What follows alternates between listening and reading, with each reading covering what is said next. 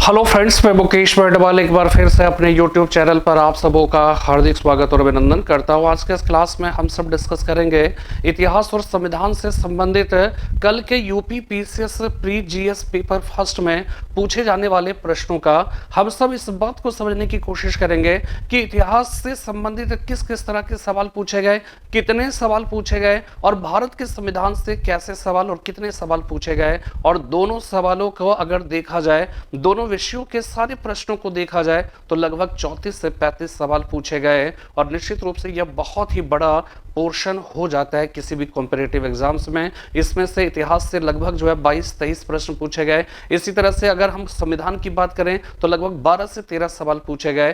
तो ये दोनों सवाल किस किस तरह के थे, आज के क्लास में इस बात को डिस्कस करेंगे और मैं आपको यह भी बतलाने की कोशिश करूंगा कि अभी इतिहास से संबंधित जो भी विषय या जो भी हमने बुक्स आप तक पहुंचाए, उस बुक्स के कौन से पेज में कितने तरह के सवाल पूछे गए, कौन कौन से सवाल किस पेज में मौजूद है, ये सारी बातों का जिक्र आज के इस क्लास में करेंगे। और साथ में जो कुछ भी यहाँ पे बताएंगे इसका पीडीएफ भी आप डाउनलोड कर सकते हैं और इसके लिए आपको हमारे जो चैनल है, हमारे जो टेलीग्राम चैनल है, उस टेलीग्राम चैनल को लिंक कर सकते हैं, उसको डाउनलोड कर सकते हैं, उसको सब्सक्राइब कर सकते हैं। और इसमें देखिएगा ये t.me/embassyall4all, ठीक है। ये आप जो है, जो लिंक है वो लिंक यही है हमारे टेलीग्राम चैनल का और वहां से आप सब्सक्राइब करके ये जो पीडीएफ है वो पीडीएफ हासिल कर सकते हैं। लेकिन फिलहाल आप सबसे पहले इसका जो डिस्कशन है वो डिस्कशन आप सुनिए।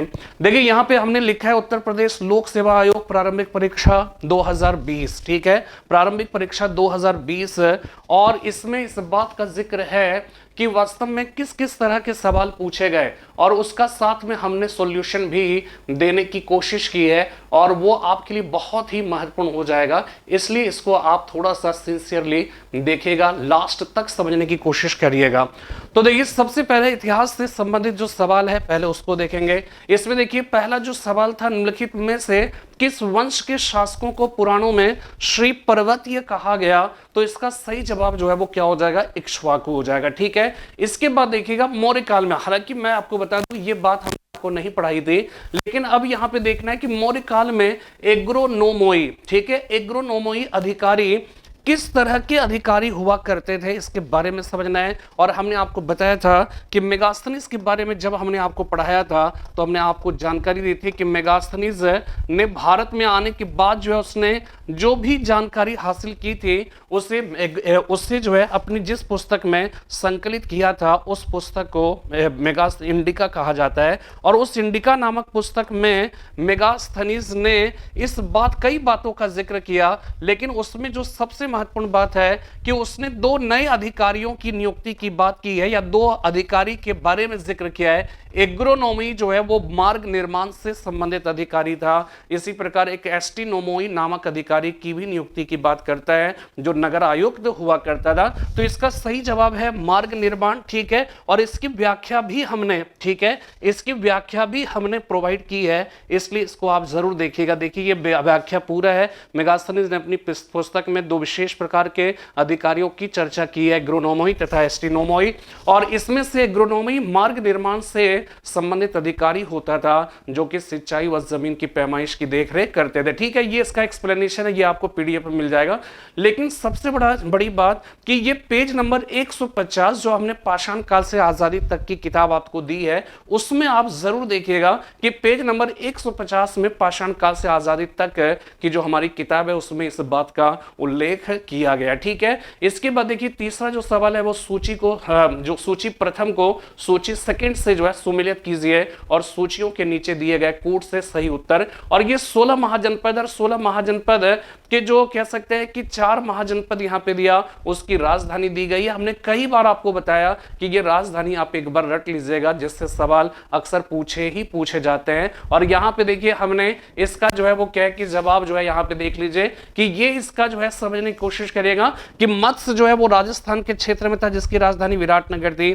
कुरु जो है दिल्ली के आसपास का क्षेत्र था, हरियाणा वगैरह का क्षेत्र जिसकी राजधानी इंद्रप्रस्थ यानी पुरानी दिल्ली। सूरसेन की राजधानी मथुरा थी। और अश्म अशमक के संबंध में हमने आपको बताया था कि यह दक्षिण भारत में स्थित एकमात्र महाजनपद था अशमक, जिसकी राजधानी पोतन या प्रतिष्ठान थी। ठीक है, पोतन या प्रतिष्ठान थी। इसके बाद नेक्स्ट जो है देखिए, नेक्स्ट यहां पर इसका सवाल है और इसका जो जवाब है ये देखिएगा पेज नंबर कितने में देखना, पेज नंबर 130 31 पाषाण काल से आजादी तक। ठीक है, ये हो गया, ये हमारी किताब है। इसके बाद नीचे दो कथन दिए गए, कथन और कारण से संबंधित कई सवाल पूछे गए जो बहुत ही महत्वपूर्ण है, जो बहुत ही कॉन्सेप्चुअल होता है। हम जब अक्सर हर बार आपको ये कहते हैं कि आप जो है कॉन्सेप्ट पर भी पर्याप्त बल दीजिए, कॉन्सेप्चुअल सवाल पूछे जाते हैं, तो ये असर्शन एंड रीजन का जो कारण है, जो सवाल है वो वास्तव में ऐसे ही सवाल है। तो इसमें देखिए नीचे दो कथन दिए गए, जिनमें एक को कथन ए तथा दूसरे को कारण आर कहा गया।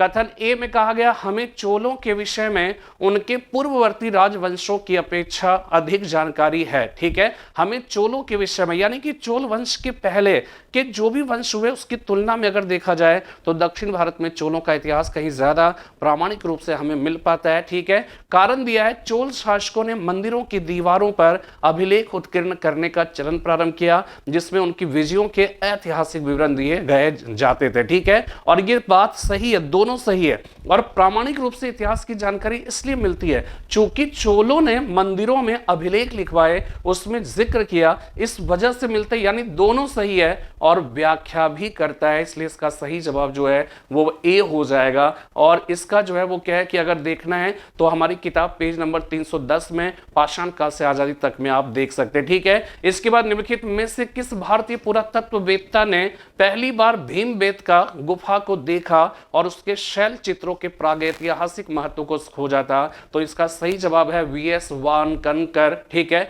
वाकनकर। ठीक है, और ये भी जो है सवाल जवाब जो है ये पेज नंबर 5 पाषाण काल से आजादी तक, जो पहला चैप्टर है उसी पहले चैप्टर में दिया गया है, इसको आप एक बार देख लीजिएगा। ठीक है, मेरा कहने का हमेशा जो है ये तात्पर्य है कि क्लास को देखिए और प्लस बुक्स हमने इसलिए भेजे क्योंकि बुक की सारी बातें जो है पढ़ाई नहीं जा सकती है, इसलिए जो इंपॉर्टेंट चीजें होती है क्लास में उसी का जिक्र होता है। बाकी जो है जो किताब होते हैं, जो स्टडी मटेरियल्स होते हैं, उसको आपको जरूर देखना पड़ता है। देखिए यहाँ पे निम्नलिखित कथनों पर विचार कीजिए और नीचे दिए गए कोट से आप देखिए ये कितना टफ सवाल था, बावजूद इसके ये हमारी पुस्तक में मौजूद था। आप इसको देखिए, निम्नलिखित कथनों पर विचार कीजिए तथा नीचे दिए गए कोट से सही उत्तर का चयन कीजिए।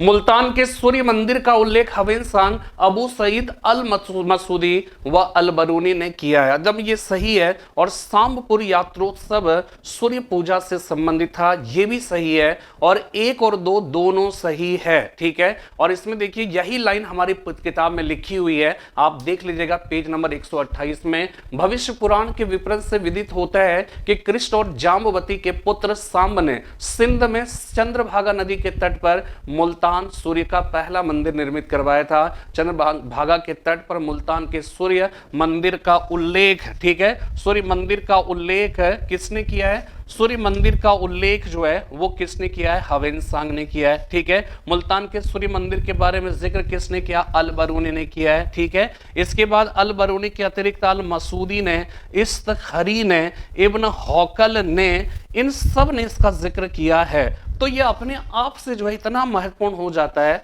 और ये जो है यही सवाल पूछा गया। सवाल ये पूछा गया कि मुल्तान के सूर्य मंदिर का उल्लेख हवेनसांग ने किया, अबू सईद अल मसूदी अल बरूनी ने किया, ये बात सही है। और सांब जो है यात्रोत्सव वास्तव में सूर्य पूजा से ही संबंधित था, और ये पेज नंबर 128 पाषाण काल से आजादी तक में आया था। ठीक है, इसके बाद देखिए नेक्स्ट जो है सूची 1 को, ठीक है, अब यहां पे देखिए कि सूची 1 को सूची इसको मिलान करना है। अब ये देखिए भारतीय शस्त्र अधिनियम ये 1878 ईस्वी में लॉर्ड लिटन के काल में पारित हुआ था। ठीक है, इसके बाद रॉयल टाइटल एक्ट जिसके अंतर्गत महारानी विक्टोरिया को भारत की साम्राज्ञी का खिताब दिया गया था, यह 1876 में हुआ था। उच्च न्यायालय अधिनियम 1861 में, विवाह विच्छेद अधिनियम 1869 में। और इसका जवाब अगर आप देखिए तो इसका जवाब जो है वो कहां पे है? ये बुक में जो है वो क्या है कि मिलता है पेज नंबर 545, 600 533 और 634 में पाषाण काल से आजादी तक में मिलता है। ठीक है, तो इसमें यहां पे ये जान लेना है कि जो है कौन से काल में किसके समय में पारित हुआ, ये ध्यान रखना है। देखिए ये कॉन्सेप्चुअल सवाल था कि सिंधु घाटी सभ्यता आपको पता है नगरीय सभ्यता थी। उत्तर वैदिक समाज, पहले समझिए ऋग्वैदिक समाज, ऋग्वैदिक का समाज हमने आपको बताया था ऋग्वैदिक आर्यों की अर्थव्यवस्था का मुख्य आधार पशुपालन था। तो पशुपालन है तो चारागाह होगा, यानी इसका संबंध अगर ऋग्वैदिक समाज की बात करें तो वो चारागाह से हो जाएगा। सिंधु घाटी सभ्यता का समाज नगरीय। उत्तर वैदिक काल में क्या होता है कि पशु से बदलकर, पशुपालन से बदलकर अर्थव्यवस्था का मुख्य आधार क्या हो जाता है, कृषि, तो कृषि का हो जाएगा। और मध्यकाल जमींदारी जो बंदोबस्त या जमींदारी व्यवस्था, ये सब मध्यकाल से जो है वो क्या हुआ, प्रारंभ हुआ था। ठीक है, इसके बाद नेक्स्ट जो है देखिए कि सिंधु घाटी सभ्यता एक नगरीय सभ्यता, इसकी व्याख्या है और ये कहां पे आपको मिलेगा, ये सब जो है जो भी बुक हमने भेजे हैं और जिनको बुक्स कभी जो है अगर आपको किसी को लेना होगा तो मैं एक लास्ट में जो है वो क्या है कि एक डिस्क्रिप्शन दे दूंगा, उसमें आप कांटेक्ट कर सकते हैं। ठीक है, इसमें देखिए ये पुस्तक पाषाण काल से आजादी तक का ये चैप्टर देखना होगा, क्योंकि वो तो कॉन्सेप्ट है ना, तो कॉन्सेप्ट है तो आपको वैदिक काल, सिंधु घाटी सभ्यता वाले जो है जो अध्याय उसको अगर आप पढ़ेंगे तो आपको बातें जो है समझ में आएगी। ठीक है, सिक्किम का विलय भारत में किसने किया था, तो इसका सही जवाब जो है लॉर्ड विलियम बेंटिक होगा 1835 ईस्वी में। हालांकि ये हमारी किताब में मौजूद नहीं रहा, लेकिन नेक्स्ट टाइम जब भी उसको रिवाइज कभी किया जाएगा तब फिर देखा जाएगा। ठीक है, अब देखिए निम्नलिखित में से, अब देखिए ये कितना बढ़िया सवाल था और ये हूबहू लाइन जो है जो हमारी किताब में है। इसमें एक सवाल ये आया था कि द्वितीय गोलमेज सम्मेलन में भाग किसने नहीं लिया, तो आपको ये पता होगा कि 3 गोलमेज सम्मेलन हुए थे, उसमें पहला गोलमेज सम्मेलन और तीसरे गोलमेज सम्मेलन में कांग्रेस ने भाग नहीं लिया था, लेकिन जो दूसरा गोलमेज सम्मेलन हुआ था उसमें गांधी जी ने भाग लिया था। गांधी जी के साथ सरोजिनी नायडू, मदन मोहन मालवीय भी गए थे, लेकिन डॉक्टर राजेंद्र प्रसाद ने गोलमेज सम्मेलन में हिस्सा नहीं लिया। और यही लाइन लिखा है, गांधी जी के साथ पंडित मदन मोहन मालवीय, सरोजिनी नायडू, उनका सबसे छोटा लड़का देवदास, उनकी अंग्रेजी शिष्या मैडलिन स्लेड, जिन्होंने साबरमती आश्रम में रहने के पश्चात अपना नाम मीरा बिन कर लिया था, उनके सेक्रेटरी महादेव देसाई भी गए थे। और ये कौन से पेज में है, देखिए कितना इंपॉर्टेंट सवाल है। और ये सवाल हमारे किताब से पेज नंबर 729 में पाषाण काल से आजादी तक में, और ये कोई गलत नहीं है, आप इसको प्रूफ कर सकते हैं। इसका पीडीएफ आप लेकर जो है आप डाउनलोड करके आप उसको चेक कर सकते हैं। जिनके पास किताबें अगर है तो वो आसानी से इसको देख सकते हैं। पेज नंबर हमने दे दिया रेफरेंस, ठीक है ना। ये जो है सवाल ये हमारी किताब से नहीं था। इसमें सवाल पूछा गया जजमानी प्रथा जो है वो कहां पे है, तो ये उत्तर भारत में, 12 बलूर जो है वो महाराष्ट्र में। मिरासी की बात करें तो ये मिरासी जो है वो तमिलनाडु के क्षेत्र में, जबकि अडाडे जो है वो कहां पे, कर्नाटक के क्षेत्र में था। ठीक है, ये जो है ये भी हमने एक्सप्लेनेशन दे दिया कि ये सब क्या होता था। हालांकि जो है पूरा सब नहीं मिला है, ठीक है, फिर भी देखिए, अब देखिए इसको मिलाने था। ये भी देखिए ये हमारी किताब से है, the story of my deportation, केवल ये नहीं आया, ठीक है, लेकिन बाकी 3 की जानकारी होने की वजह से शेष सब की जो है वो क्या है कि अब देखिए गीता रहस्य हमने कई बार 1905 ईस्वी में देखिएगा नेशनल मूवमेंट वाले पोर्शन में बताया था कि 1908 में तिलक को जब 6 साल की कैद की सजा देकर बर्मा के मांडली जेल में भेज दिया गया था, तो वहीं पे उन्होंने गीता रहस्य नामक मराठी भाषा की अपनी प्रसिद्ध पुस्तक की रचना की थी। इसी प्रकार इंडिया विंस फ्रीडम की अगर हम बात करें तो इंडिया विंस फ्रीडम जो है मौलाना अबुल कलाम आजाद की पुस्तक है, विवादास्पद थी, आजादी के समय इस पर प्रतिबंध लगाया गया था, बाद में फिर जो है इसका पब्लिकेशन हुआ था। और आ नेशन इन मेकिंग, ये सुरेंद्र नाथ बनर्जी का है। तो 3 आपको पता है। तो जो पहली किताब जो यहाँ पे है, लास्ट की पहली किताब, वो जो है वो लाला लाजपत राय की हो जाती है, the story of my deportation, और ये लाला लाजपत राय की, और इसको इस तरह से देख सकते हैं। लेकिन पहली किताब का तो कोई रेफरेंस नहीं है हमारे बुक में, लेकिन ये 3 जो है बुक्स हमारे दिया हुआ, पेज नंबर 565 निकालिएगा, तीनों किताब का लेखक जो है, गीता रहस्य आप स्वदेशी आंदोलन वाले में देखिएगा, वहां पर आपको आराम से मिल जाएगा। इसके बाद देखिए निम्नलिखित में से किसने 1755 ईस्वी में डिंडीगुल मैसूर में एक आधुनिक शस्त्रागार की स्थापना की? नंजराज, हैदर अली, देवराज, चिक्का कृष्णराज। इसका सही जवाब हैदर अली है, और इसको भी पेज नंबर 523 में पाषाण काल से आजादी तक की हमारी पुस्तक में देख सकते हैं, ठीक है। इसके बाद देखिएगा लैंड रेवेन्यू सिस्टम की अगर हम बात करें, ठीक है, इसमें जो है 2 स्टेटमेंट दिया है कि ब्रिटिश सरकार ने भारत के अलग अलग भागों में भू राजस्व की अलग अलग व्यवस्था लागू की थी, और ये बात सही भी है,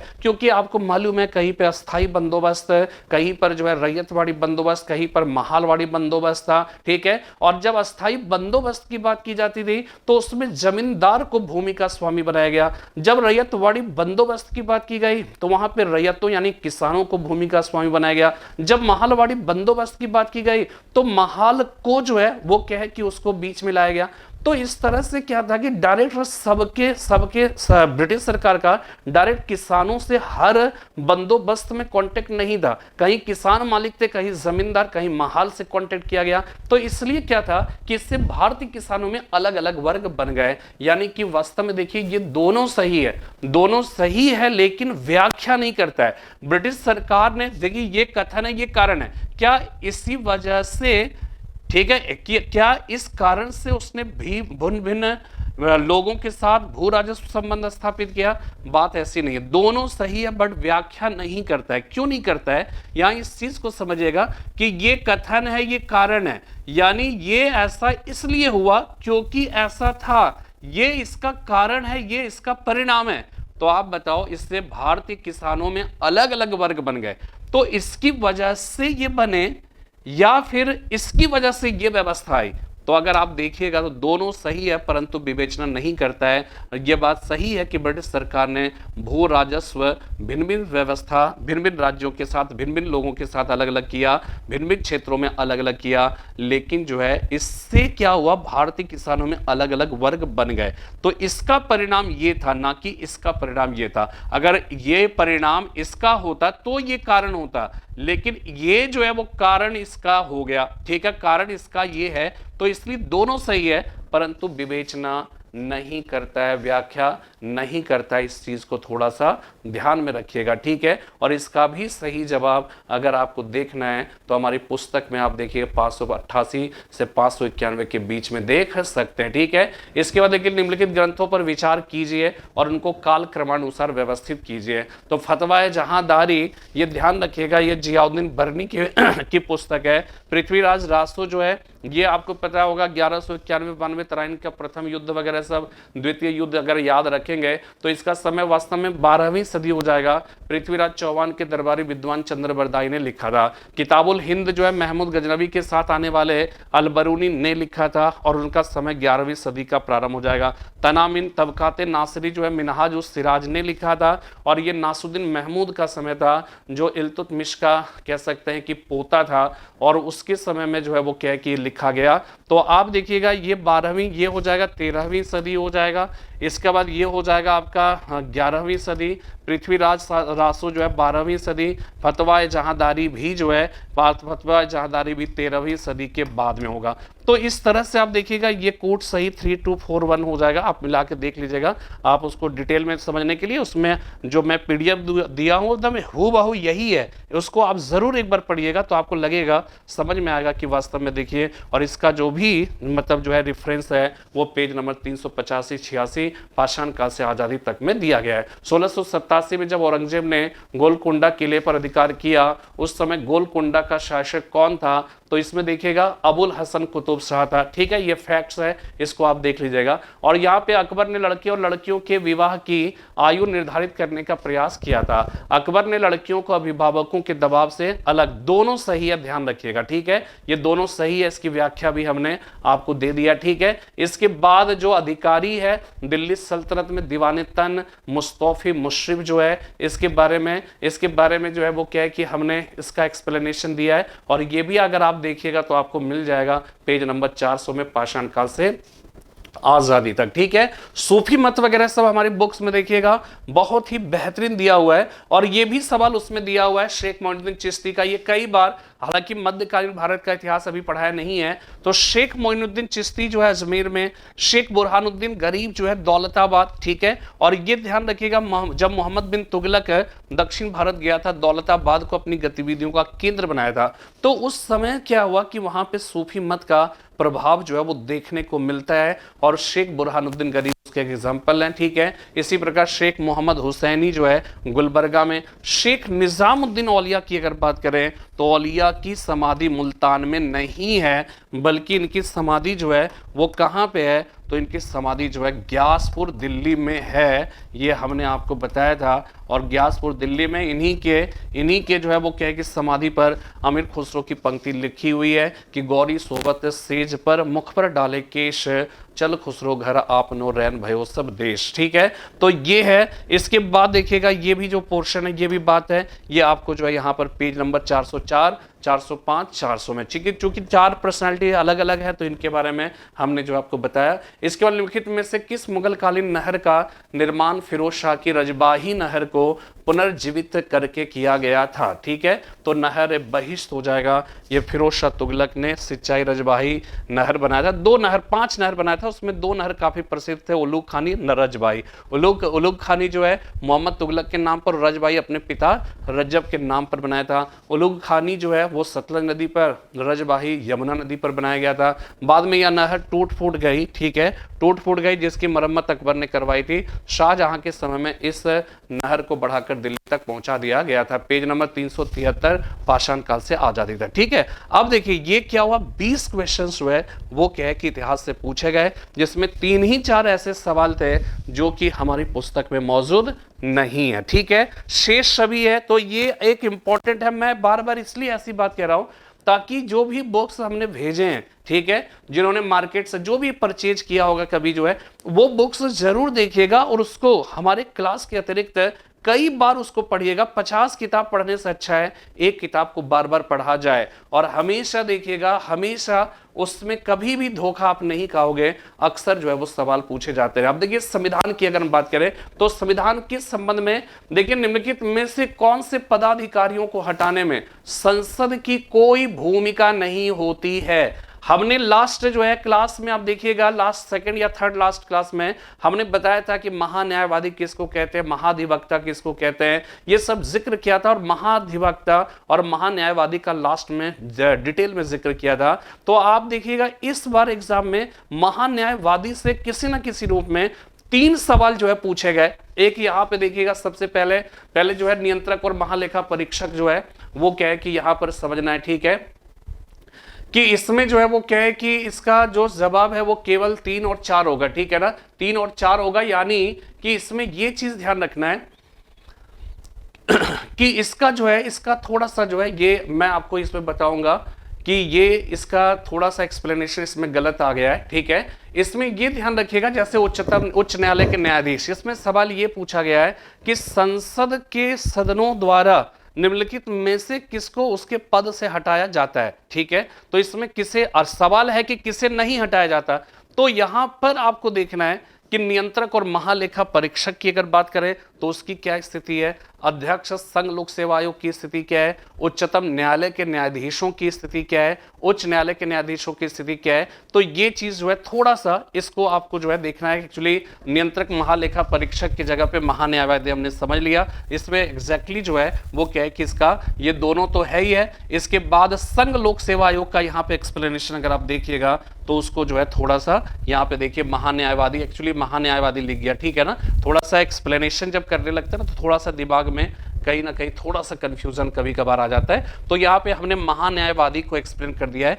ये जबकि होगा नियंत्रक महालेखा परीक्षक, ठीक है ना। तो ये चीज भी आप देखिएगा, हमने आपको ऐसे बताया था मेरे बुक्स में, सॉरी बुक्स तो हमने नहीं, लेकिन हमने जो नोट्स दिया है उसमें आपको मिल जाएगा। अब देखिए निम्नलिखित में से कौन सा सही सुमेलित नहीं है, तो अंतरराज्यीय परिषद अनुच्छेद 263 में, वित्त आयोग अनुच्छेद 280 में है, ठीक है, दोनों सही है। इसमें कौन सही सुमेलित नहीं है, प्रशासनिक न्यायाधिकरण जो एडमिनिस्ट्रेटिव ट्रिब्यूनल्स है उसका भी उल्लेख अनुच्छेद 323 का में भी है, और संघ लोक सेवा आयोग का उल्लेख अनुच्छेद 315 में है। तो वास्तव में देखा जाए तो ये सब के सब सुमेलित है। ये प्रश्न एक्चुअली ये गलत था, इसमें सब के सब सही सुमेलित हैं, ठीक है, सही सुमेलित है, इसलिए इसका जवाब वास्तव में क्या होगा, ये तो जाहिर सी बात है कि ये कोई जवाब ही नहीं होगा इसका। जब सब सही है तो तो कौन सही सुमेलित नहीं है, तो इसका कोई जवाब नहीं होगा। ठीक है, इसके बाद देखिएगा 23 में भारतीय संविधान के अनुच्छेद 371 इया के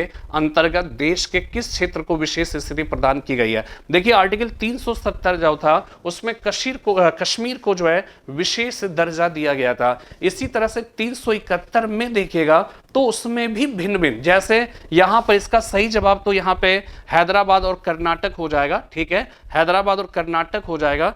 लेकिन अगर आप देखिएगा नागालैंड की बात करें, जैसे महाराष्ट्र और गुजरात, ये जो है संविधान के 371 में है। इसी प्रकार नागालैंड की बात करेंगे तो संविधान के 371 के काम है। ठीक है, इसी प्रकार अगर महाराष्ट्र और गुजरात की बात करेंगे तो ये जो है वो क्या हो जाएगा, इसका सही जवाब हो जाएगा आपका 371 का यहाँ। ठीक है, सॉरी हैदराबाद कर्नाटक, और उसके बाद महाराष्ट्र और गुजरात का आर्टिकल 371 हो गया।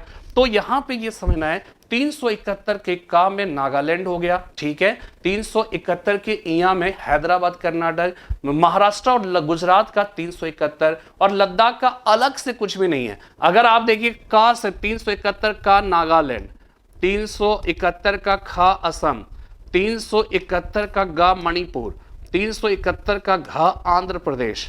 ठीक है, 3 घा हो गया। इसके बाद नेक्स्ट हो जाएगा अंगा है, अंगा में आंध्र प्रदेश में विश्वविद्यालय से संबंधित है। 371 का चा सिक्किम से संबंधित हो जाएगा। 371 का छा जो है वो क्या हो जाएगा, ये जो है छा गोवा हो जाएगा। ठीक है, इसके बाद झा जो है वो गोवा है, छा जो है मिजोरम है। ठीक है, तो इस तरह से दिया हुआ है, इसको एक बार आप रट लीजिएगा ना, और ये सवाल अक्सर पूछे जाते हैं। और यहाँ पर हालांकि मैं अभी तक यहाँ पे पहुँचा नहीं था, इस वजह से मैंने आपको इसको नहीं बताया है, लेकिन क्या है कि ये बहुत ही महत्वपूर्ण, ये हमारे मतलब जो है वो क्या है कि जो भी मैं आपको बताऊंगा जब आगे जब जाएंगे तो वहाँ पर जिक्र जरूर करेंगे। तो आर्टिकल 371 के यहाँ के अंतर्गत जो है महाराष्ट्र और हैदराबाद और कर्नाटक की बात की गई है। ठीक है, इसमें देखिएगा सब यहाँ पे लिखा हुआ, 371 में महाराष्ट्र गुजरात है, 371 का में नागालैंड, 371 खा में असम। अगर आप देखिएगा इसको थोड़ा सा जो है कोडिंग बना लीजिएगा, अगर आप थोड़ा सा बना सकते हैं। ठीक है ना, इसमें देखिए का है, ना है, काना हम कहते हैं। ठीक है, खा है, आस है, खास। ठीक है, गा और मा गम है ना, गम मणिपुर हो गया। इसके बाद घांद्र। ठीक है, वो क्या है, घ्राण कहते हैं ना, घ्रांद्र, तो घ्राण शक्ति जो है यानी सूंघने की शक्ति। तो 371 में घा में आंध्र प्रदेश है, और अंगा में हमने बताया था आंध्र प्रदेश में केंद्रीय विश्वविद्यालय की स्थापना के संबंध में है बात। ठीक है, चा में हमने बताया सिक्किम हो गया। ठीक है, छा में हो गया, सब 371 याद, बस छमिया है ना, छ मिजोरम हो गया। इसके बाद जा हो गया, जा अरुणाचल हो गया, जोरू का गुलाम कहते हैं ना, जारू है ना, तो जा हो गया अरुणाचल प्रदेश। इसी प्रकार जो झा है वो गोवा हो गया। इसी प्रकार 371 का यही वाला सवाल पूछा गया था, तो एक बार आपको इसको रटना पड़ेगा। ठीक है, इसके बाद देखिए किसका उल्लेख नहीं है, मूल कर्तव्य का उल्लेख जो है वो किस में है, मूल कर्तव्य का उल्लेख 3 भाग 4 का में, आपको पता है 51 का अनुच्छेद में। राज्य का जिक्र भी भाग 6 में है। ठीक है, इसके बाद महान्यायवादी का ये जो है मैं पढ़ा रहा था, और ये भाग 5 की चर्चा अभी संविधान में चल रहा है। ठीक है, जो हम पढ़ा रहे हैं, तो वहां पे भाग 5 होगा, ना कि 13। ठीक है, भाग 13 में वास्तव में व्यापार वगैरह के जिक्र है। ठीक है, संघ और राज्य के अधीन सेवाएं ये 14 है, ये बात सही है। ठीक है, ये हमने पहला जब वीडियो बनाया था, ठीक है, जब आप देखिएगा विभिन्न भाग के बारे में जिक्र किया था, तो वो जरूर देखिएगा, उसमें हमने जिक्र किया था इसको। ठीक है, महान्यायवादी भाग 13, यही गलत है, महान्यायवादी का उल्लेख भाग 5 में किया गया है, ना कि भाग 13 में। भाग 13 में भारत के राज्य क्षेत्र के भीतर व्यापार, वाणिज्य और समागम की बात की गई है। ठीक है, भारतीय संविधान में कौन से अनुच्छेद नागरिकता से संबंधित है, ये सब बता चुके हैं। ठीक है ना, ये भाग 2 में नागरिकता का जिक्र है, और संविधान 5 से 11 में इसका जिक्र मिलता है। ठीक है, तो यहाँ पे 5 से 11 ये भी है, हमने आपको बताया था। इसके बाद नीचे 2 कथन दिए गए, जिनमें एक को कथन, ठीक है, भारतीय राजनीतिक व्यवस्था की प्रकृति में निरंतरता और परिवर्तन के तत्व मूर्त रूप में पाए जाते हैं। ये बात सही है। ठीक है, भारतीय राजनीतिक व्यवस्था में निम्न राजनीतिक कार्य शैलियों, जैसे आधुनिक शैली भी है, परंपरागत भी है, संत शैली के तत्व समाहित है। तो ये वास्तव में दोनों सही है, और दोनों सही है इसीलिए निरंतरता भी है और परिवर्तन के मूल तत्व भी इसमें पाए जाते हैं। ठीक है, राज्य में मुख्यमंत्री, देखिए ये भी मैं बता चुका था जब प्रधानमंत्री और मंत्री परिषद की बात मैं कर रहा था राष्ट्रपति की चर्चा करने के बाद, तो उसमें यह बताया था कि 91वां संविधान संशोधन 2003 के अंतर्गत आर्टिकल 75 में 2 खंड 1 में दो उपखंड जोड़े गए, खंड 1 का, खंड 1 खा, ठीक है ना, ये चीज जोड़ा गया था। उसमें ध्यान रखिएगा कि उसी में हमने ये जिक्र किया था कि ये क्या था, इसमें ये जिक्र पहले से जो है इसमें कर दिया। पहले शुरू में ये नहीं था कि मंत्री परिषद, प्रधानमंत्री जो मंत्री परिषद बनाएंगे उसमें मंत्रियों की सीमा क्या होगी, तो अब जो है फिक्स हो गया कि भारत की लोकसभा के जितने सदस्य हैं उस लोकसभा के सदस्यों की कुल संख्या का 15% से अधिक किसी भी हाल में नहीं होना चाहिए, लेकिन 12 से भी कम नहीं होना चाहिए। और यही सवाल पूछा गया कितना मिनिमम होगा, और सेम चीज राज्यों में भी है। ठीक है, सेम चीज राज्यों में भी है, इसका भी उल्लेख हमने किया था। भारत में सर्वोच्च न्यायालय ने संविधान के आधारभूत ढांचे का सिद्धांत, आप फंडामेंटल राइट्स वाला सवाल पूछिए, देखिएगा जो मैंने वीडियो बनाए थे उसमें सारे दिए हुए हैं कि वास्तव में विवाद ये था कि न्यायालय संसद जो है मौलिक अधिकार वाले खंड में कितना संशोधन कर सकता है। तो उस पर लंबा विवाद चला, तो केशवानंद भारती ने जो है अपने डिस्कशन में, अपने निर्णय में, उस केस में सुप्रीम कोर्ट ने यह कहा था कि वास्तव में जो संसद है वो किसी में भी परिवर्तन कर सकती है, लेकिन परिवर्तन इस तरह से ना हो कि भारतीय संविधान की जो आधारभूत संरचना है वो आधारभूत संरचना ही नष्ट हो जाए।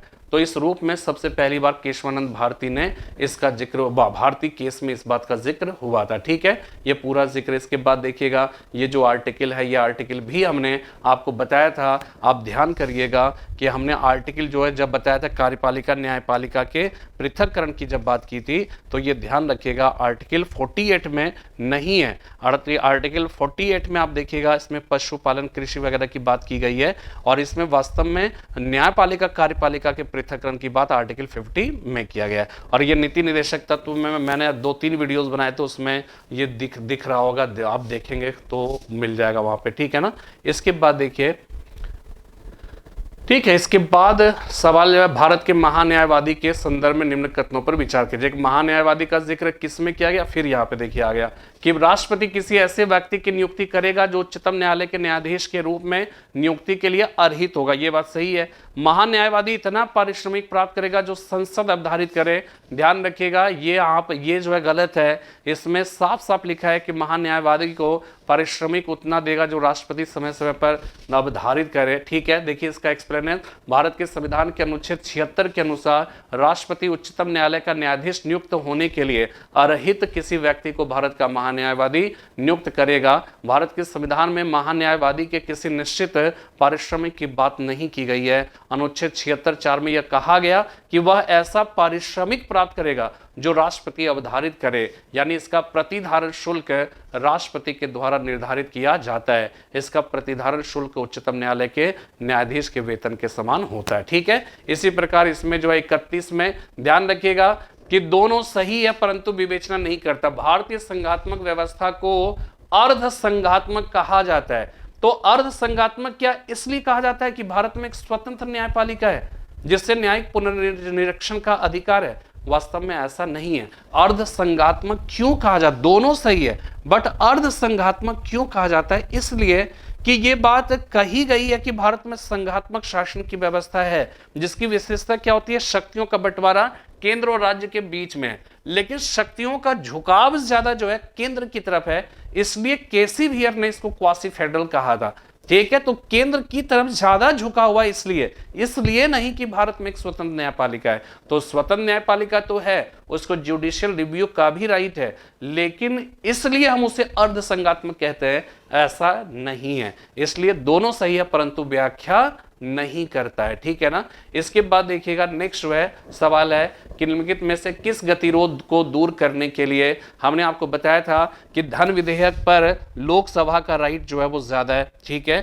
इसी प्रकार सामान्य विधेयक की, अगर हम संवैधानिक संशोधन विधेयक की बात करिए, देखिएगा वीडियो, हमने जिक्र किया था कि संविधान संशोधन विधेयक पर किसी भी हाल में ज्वाइंट सेशन नहीं हो सकता है, ठीक है, नहीं हो सकता है। तो ये क्यों नहीं हो सकता है, इसका हमने उल्लेख किया था संवैधानिक संशोधन। तो ये नहीं हो सकता है, ये धन विधेयक नहीं हो सकता, विनियोग धन से संबंधित जो भी मामले होंगे सब पर लोकसभा का राइट ज्यादा होगा बनिस्पत की राज्यसभा, तो उसमें कहीं पर भी ज्वाइंट सेशन की बात नहीं आएगी। लेकिन सामान्य विधेयक की अगर बात आएगी तो आर्टिकल 108 के अंतर्गत उसमें ज्वाइंट सेशन की बात की जाएगी, और ये भी हमने आपको बताया था, ये सब जरूर देख लीजिएगा, ठीक है। हमने आपको अभी भी संसद जब पढ़ा रहे हैं तो उसके पहले जो है कुछ एक वीडियोस के पहले हमने इसका जिक्र जो है वो किया था, उसको जरूर देख लीजिएगा, ठीक है। तो ये हो गया। इसके बाद नेक्स्ट जो है वो क्या है कि इसमें है कि जो आर्टिकल, ये भी अभी हमने बताया कि यहां पर जरूर देखना है कि आर्टिकल 61 के अंतर्गत जो है महान्यायवादी,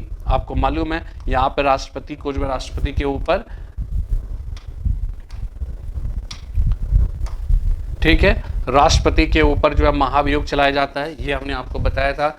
इसके बाद नेक्स्ट जो है अगर आप देखिए तो नेक्स्ट जो है वो क्या है, दूसरा आर्टिकल 67 में राष्ट्र उपराष्ट्रपति की पदावधि की बात की गई है। आर्टिकल 90 और 94 में 90 में जो है राज्यसभा के उपसभापति के उसके जो है पद त्याग, पद रिक्ति और पद से हटाए जाने का जिक्र है आर्टिकल 90। मतलब कुल मिलाकर देखिए आर्टिकल, अभी मैं कुछ दिन रुक जाइएगा, मैं सारे आर्टिकल्स का एक कलेक्शन मैं आपको प्रोवाइड करूंगा, जिसको आप हर एग्जाम में जब भी जाइए तो उसको एक बार जरूर जो है रट लीजिएगा, ठीक है। तो उससे आपका जो है इस तरह का आर्टिकल से संबंधित जो भी सवाल है, अब देखिएगा संविधान सभा जब हमने पढ़ाया था तो हमने जिक्र किया था कि भारत की संविधान सभा ने निम्नलिखित में से किस तिथि को राष्ट्रीय ध्वज को अपनाया था, तो वो 22 जुलाई 1947 हो जाएगा। तो इस प्रकार आप देखिएगा टोटल जो है 34 सवाल, जिसमें 20 सवाल जो है हिस्ट्री से और 14 सवाल संविधान से पूछे गए थे, और ये अपने आप में जो है बहुत ही महत्वपूर्ण था।